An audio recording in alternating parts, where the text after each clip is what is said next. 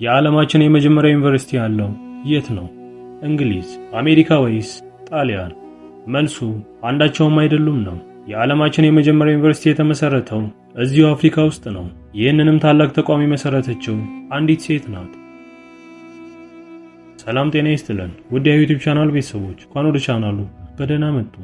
ዛሬ ወደ 9ኛው ክፍለ ዘመን ተጉዘን ዘመናዊ ትምህርት እንዴት እንደተጀመረ፣ ዩኒቨርሲቲ የሚለው ቃል ከየት እንደመጣና ፋቲማ አልፊህሪ ስለተባለች ባለ ራዕይ ሴት አስገራሚ ታሪክ እናወራለን። እስከ ቪዲዮአችን መጨረሻ ድረስ አብሮን ይቆዩ።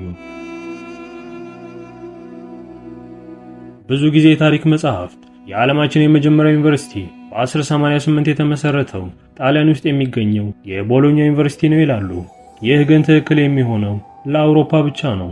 እውነታው ግን ዩኔስኮ እና የጊኔስ ወርልድ ሪከርድ እንደሚያረጋግጡት ሳይቋረጥ እስካሁን ድረስ በማስተማር ላይ የሚገኘው የዓለማችን ጥንታዊ ዩኒቨርሲቲ የሚገኘው ሞሮኮ ፌዝ ከተማ ውስጥ ነው። ስሙም የአልቃራዊን ዩኒቨርሲቲ ይባላል። የተመሰረተውም ከቦሎኛ በ200 ዓመታት ቀድሞ በ859 ዓመተ ምህረት ነው። ታሪኩ የሚጀምረው በቱኒዚያ ነው። ፋቲማ አልፊህሪ የተባለች ወጣት ከቤተሰቦቿ ጋር ወደ ሞሮኮ ፌዝ ከተማ ትሰደዳለች። አባቷ ሀብታም ነጋዴ ነበሩ። ፋቲማ ባለትዳር ብትሆንም በአጭር ጊዜ ውስጥ አባቷን፣ ወንድሟንና ባለቤቷን በሞት ታጣለች። ከአባቷ በውርስ ያገኘችውን እጅግ በጣም ብዙ ሀብት ይዛ ብቻዋን ቀረች። ብዙ ሰዎች በዚህን ሰዓት ቢሆን በሀብቱ ተዝናንተው ሊኖሩ ይችሉ ነበር። ፋቲማ ግን አንድ የተለየ ሐሳብ አሰበች። ይህንን ገንዘብ ለሕዝቤና ለፈጣሪ የሚጠቅም ነገር ላይ መዋል አለብኝ ብላ አሰበች። በ859 ዓመተ ምህረትም መሬት ገዛችና አንድ ትልቅ ፕሮጀክት ጀመረች። ለከተማው ማህበረሰብ የሚሆን መስጊድና ትምህርት ቤት ማስገንባት። የሚገርመው ነገር ግንባታው እስኪጠናቀቅ ድረስ ፋቲማ በየቀኑ ትጾም ነበር ተብሎ ይነገራል። ይህ ቦታ ቀስ በቀስ እያደገ መጥቶ የዓለምን ሊቃውንት የሚሰበስብ የትምህርት ማዕከል ሆነ። በአልቃራዊን ምን አይነት ትምህርት ይሰጥ ነበር? መጀመሪያ ላይ ቁርአንና ሃይማኖታዊ ትምህርቶች ብቻ ነበሩ። ነገር ግን በፍጥነት ወደ ሌሎች ዘርፎች ሰፋ። ስነ ፈለክ፣ ሕክምና፣ ሂሳብና ግጥም በስፋት ይሰጡ ነበር። ዛሬ የምናውቀው የዲግሪ አሰጣጥ ስርዓት የተጀመረው እዚሁ ነው። ያኔ ኢጃዛ ይባል ነበር። አንድ ተማሪ ብቁ መሆኑ ሲረጋገጥ በመምህሩ የሚሰጠው የብቃት ማረጋገጫ ወረቀት ማለት ነው። የዛሬው የፒኤችዲ እና የማስተርስ ዲግሪ ቅድመ አያት ማለት ነው። ይህ ዩኒቨርሲቲ ለሙስሊሞች ብቻ አልነበረም፣ ክርስቲያኖችና ይሁዶችም ይመጡ ነበር።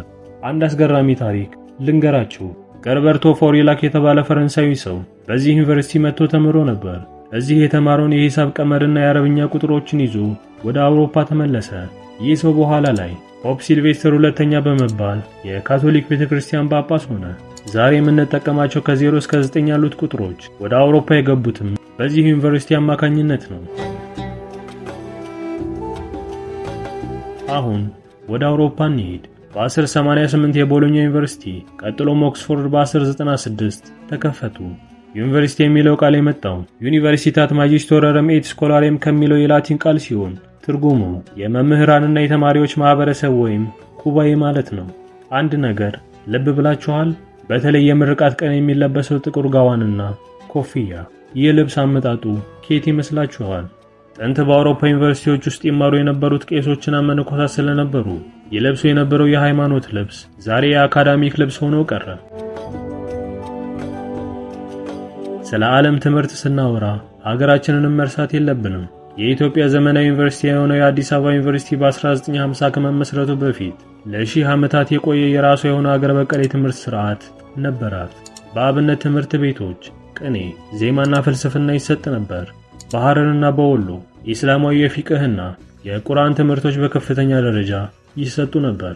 እነዚህ ተቋማት ምንም እንኳን ዩኒቨርሲቲ የሚል ስያሜ ባይኖራቸውም የሚሰጡት ዕውቀት ግን ከዩኒቨርሲቲ የማይተናነስ ነበር። እንግዲህ ተመልካቾቻችን ትምህርት የሰው ልጅ ከአውሬነት ወደ ስልጣኔ ያሸጋገረ ድልድይ ነው። ያ ድልድይ መሰረቱን የጣለው ደግሞ በአንዲት አፍሪካዊት ሴት ፋቲማ አልፊህሪ ነው። ዛሬ በፌዝ ሞሮኮ ብትሄዱ ከ1100 ዓመታት በላይ አገልግሎት የሰጠው ያ የፋቲማ ቤተ መጻሕፍትና ዩኒቨርሲቲ አሁንም አለ። ግድግዳዎቹም የሺህ ዓመታት ዕውቀትን ይናገራሉ። ተመልካቾቻችን የዛሬ ቪዲዮ እንዳዝናናችሁና አዲስ ነገር እንዳስጨበጣችሁ ተስፋ እናደርጋለን።